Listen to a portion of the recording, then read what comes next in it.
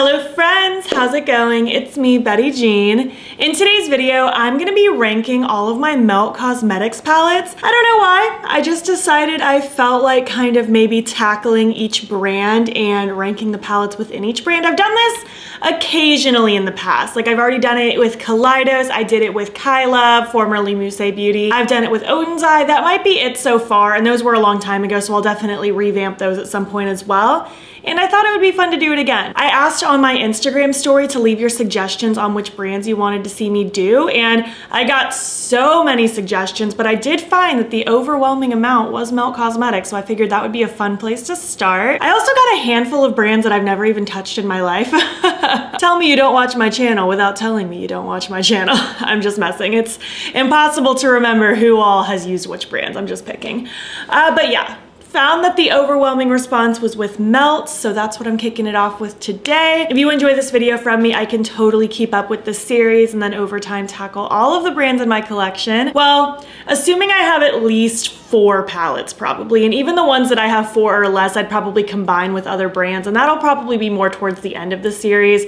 We're gonna start with the brands that I probably have at least 5 of to make an individual video, if that makes sense. But before we get into this video, I did of course film this look. It should already be up on my Instagram and TikTok by the time this video goes up. And as far as my accessories go, these earrings today are from Spooky Doodle Club on Etsy, and this choker is very old, but I think it's from Shop Sun & Co, but it might be Raven Beads.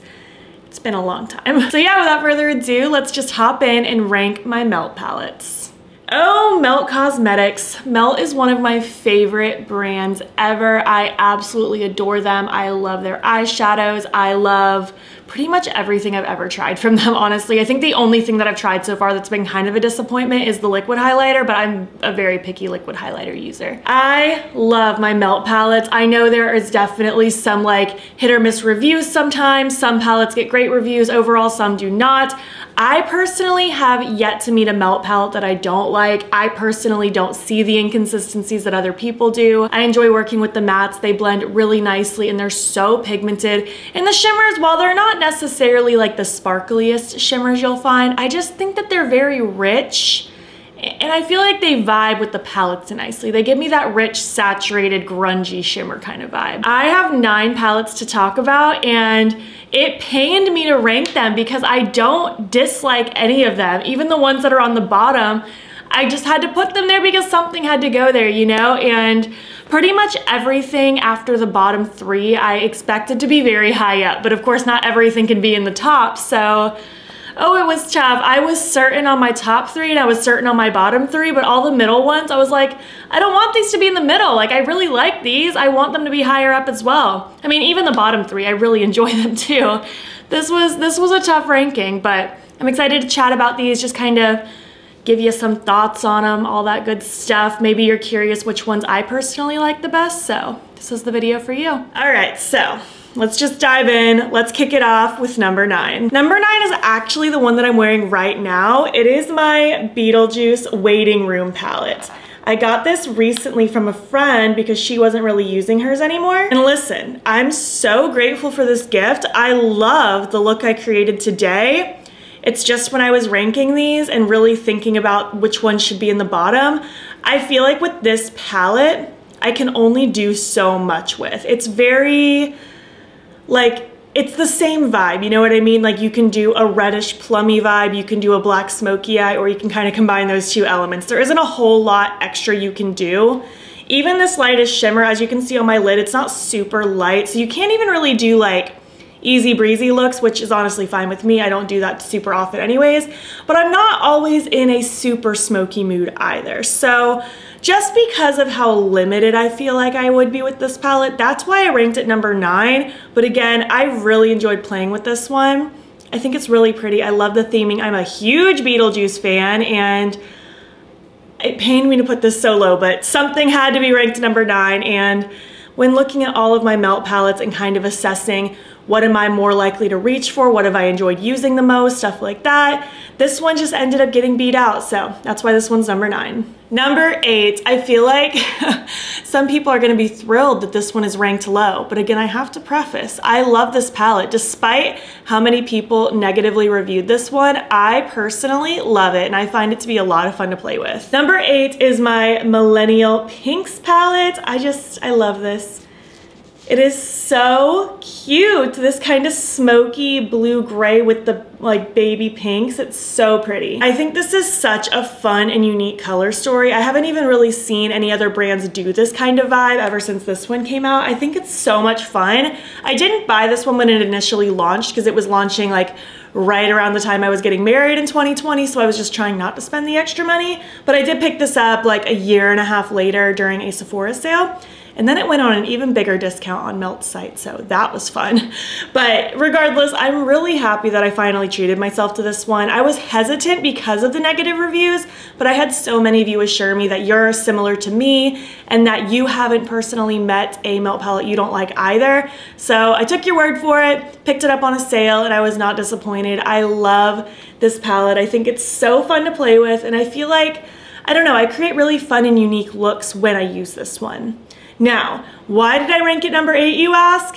It's simply just because I feel like I'm more likely to reach for the other things that I'm gonna talk about today more. Maybe the color story pulls at my heartstrings more, or I just have used it many more times, stuff like that. No hard feelings towards this one. It's just, compared to the other palettes, the other ones just have my soul a little bit more than this one does. By the way, I've done so many videos with my Melt palettes. With the Beetlejuice ones, I've only done one look so far on my Instagram and TikTok, but everything else, you can find multiple looks across my channel. You can find stuff on my Instagram and TikTok. I'm pretty sure I've done at least one Melt palette bingo, if not 2. Don't know if I'll do another one anytime soon. I get bored with palette bingos sometimes. I did them a ton, then I got super burnt out. Now I sprinkle them in here and there when I feel like it. Right now I don't feel like it, but if you need inspo with any of these palettes, you can always just type battybean, name of palette in YouTube. You can see it that way. On my Instagram, the thumbnail for my reels and videos is always just like the inside of the palette, so you can easily find it. I've done a lot of videos. Moving on now to number 7, I decided to give this slot to the other Beetlejuice one, the recently deceased. So cute. I just love the Beetlejuice vibes. It's amazing. Again, this was a gift from a friend recently who she was just not using hers that much and gave it to me because she knows how much I love Beetlejuice and how I skipped out on these palettes. And I am kicking myself for not buying these originally, this one and the Waiting Room, but especially this one when it first launched. It just, I'm pretty sure it was like October of 2020, so I was still recovering financially from my salon being closed for a few months, and I couldn't justify it, but I am so happy to have this in my life now. I know these aren't available anymore, so I don't want to like talk about them so much and make anyone like have FOMO, but I'm really thrilled that I have this. And it might surprise you that this one is ranked so low because I live for these kind of colors. I play with purple-green combinations all the time. The main reason is just, even though I love this color story, everything else I do just truly love a little bit more. I've gotten a lot of use out of everything else. The top 6 is a solid top 6, let me just tell you. And I don't know, I feel like partially it could also be that the format of this isn't the typical Melt layout, which I know is so nitpicky, but I swear if this was laid out in the long rectangle pans like they usually do, this might look more appealing to me. I know that is so silly and it doesn't matter, but that might be what it is too. But I just know that I've felt drawn to the other ones a little bit more. Obviously, I personally skipped on this one when it first launched, so I felt like I had to place everything else a little bit higher, you know? Okay, moving on now to number 6. I gave number 6 to my Gemini 2.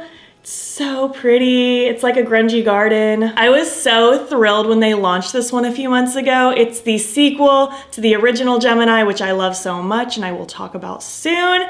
And I was just so thrilled to see kind of an addition to that and the re-release of Gemini because it was rumored that it was discontinued for good. Really glad they brought it back. I love this. I think it is so grungy and rich and delicious to work with. I had a blast. I actually thought this was gonna get ranked much higher.